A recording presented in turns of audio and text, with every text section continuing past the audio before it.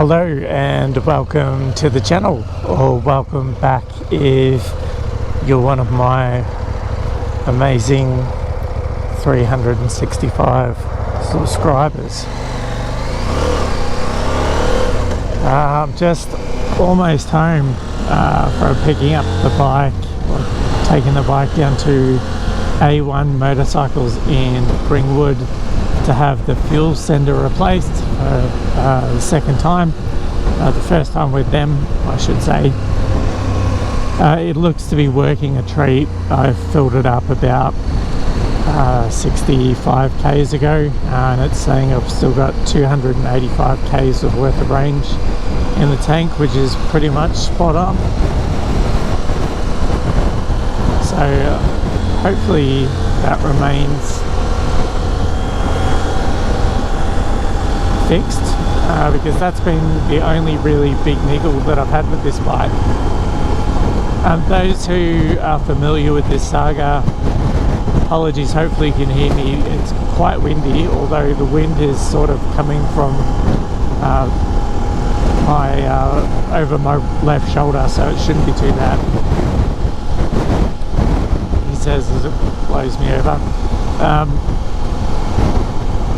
The first time it was replaced by Powerhouse Motorcycles in Pakenham, I believe, and I'll stick to my guns on this one, that the two screws down by my thighs that hold this big bit of plastic here that covers the fuel tank, I believe that they over torqued the bolts. I've got that in another video that you can have a look at, and it snapped the plastic retainers that hold this on. So at the moment this is really only held in by tension and the other bits and pieces that are on top of it. Otherwise, like, it feels nice and secure,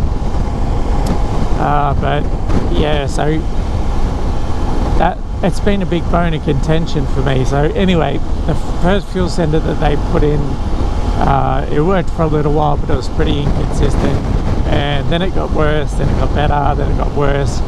Anyway, it got replaced today. I was told that both the original one and the one it was replaced with were from a faulty batch from CFMOTO, and that this new one is all good, so I shouldn't need to worry about it anymore.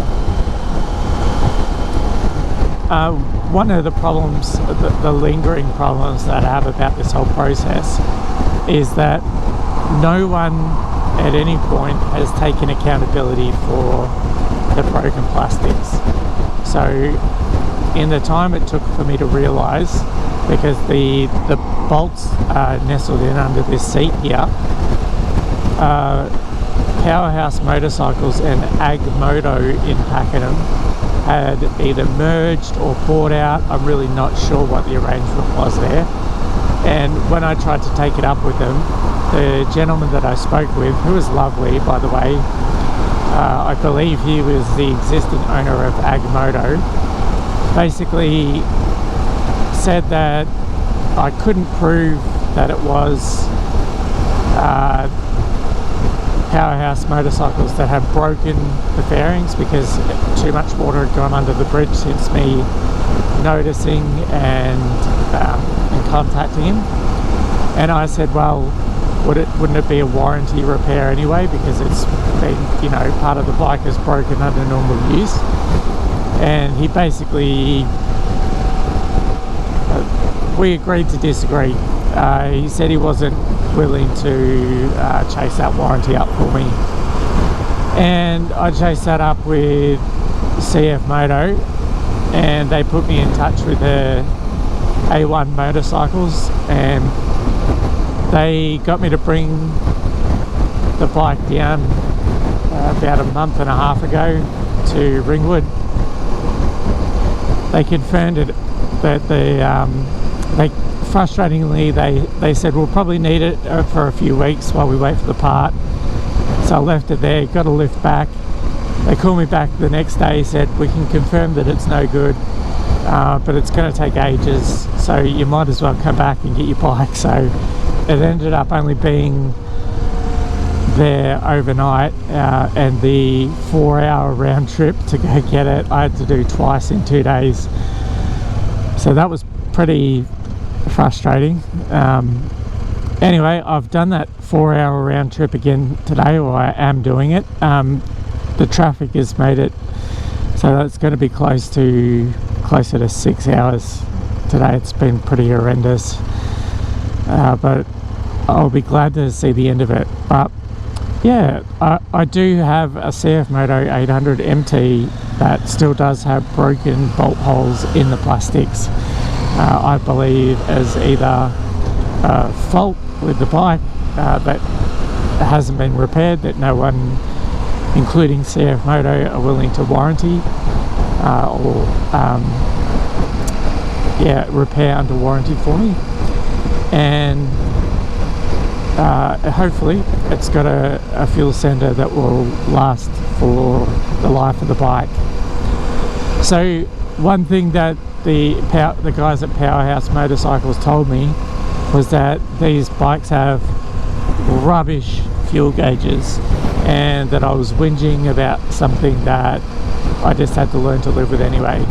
That is not my experience, never has been my experience. When my fuel gauges were working, they were very accurate, very good, and if you pay for a fuel gauge, you should have one, and there's no excuse for them not to fix it.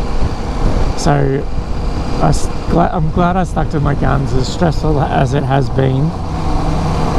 I'm glad I stuck to my guns, and I've got a working bike with a fuel gauge I can fix, that I can count on. That said, I'm in the habit now of resetting my trip meter every time, and I know that between 300 and 350 k's it's time to fuel up.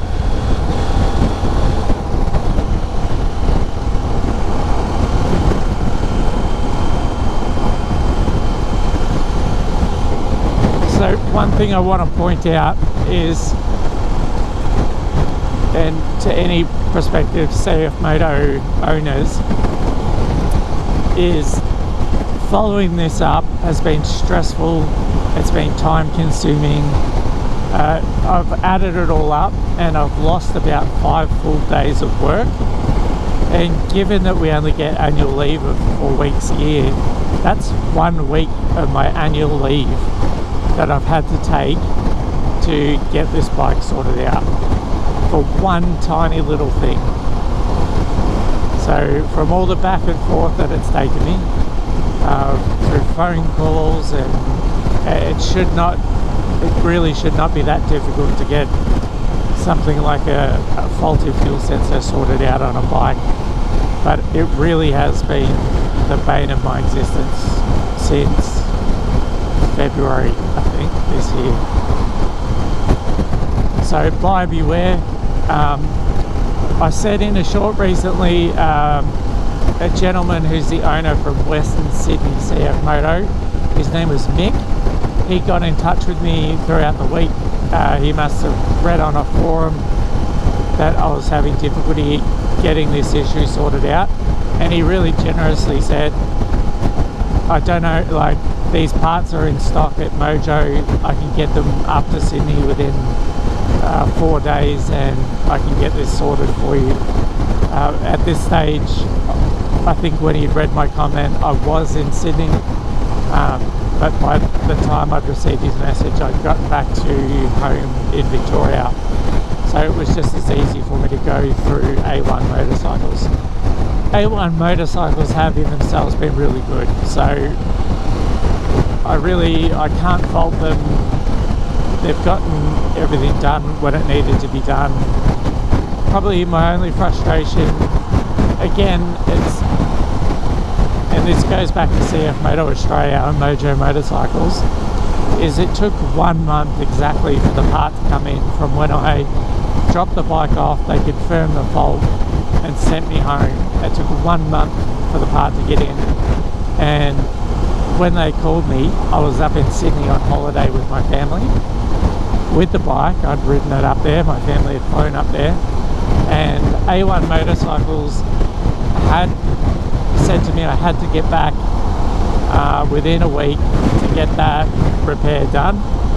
I explained to them I was on holidays in Sydney and that was just not possible, and they did push back on me a little bit, and it was later explained to me that basically CFMOTO will only let them hold on to stock that's allocated for warranty repairs for about a week before the dealer has to pay for it, before it becomes part of their stock, and then they run the risk of holding on to it forever. So again, I don't know who's talking the truth, I don't know what's what. All I know is that the end user, the consumer, the after sales experience has been really difficult, and it seems to have been made difficult by Mojo or CFMOTO Australia, or however they want to be called. So yeah, buyer beware going into the deal. Alright, well that's enough for me. I'm exhausted. It's been a really long day. I hope that makes sense, and I'll be in touch soon with some more content. Thanks again for joining me, and I'll talk to you soon.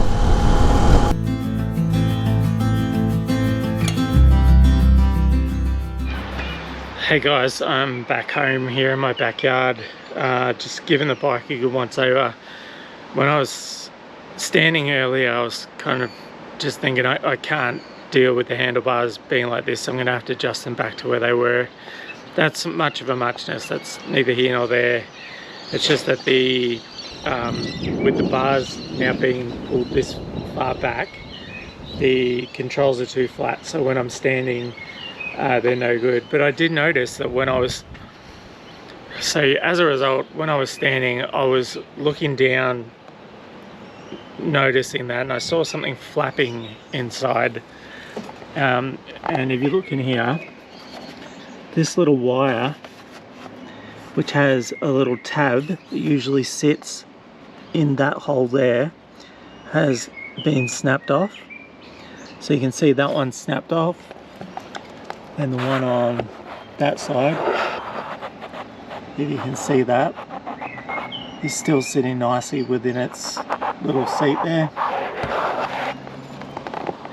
So that one's snapped. And pardon the iPhone cable, this one here is all good. So I thought while I'm at it, I might as well check the rest of the bike. You may recall these two bolts here, where these were broken. You can see this one's largely the same. Yeah, I mean it's so brittle, and this one has broken away so much more. But that's got glue on it.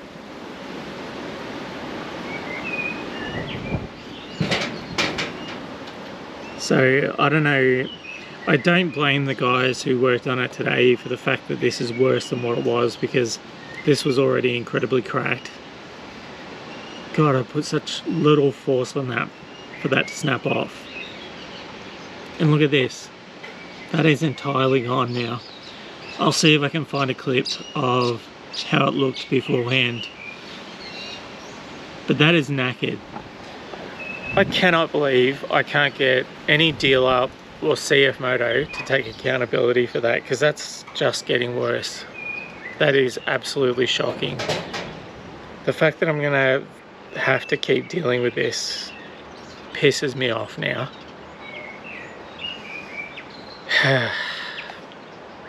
Anyway, I'm gonna put this in the shed and not think about it, because I'm annoyed. Thanks for watching.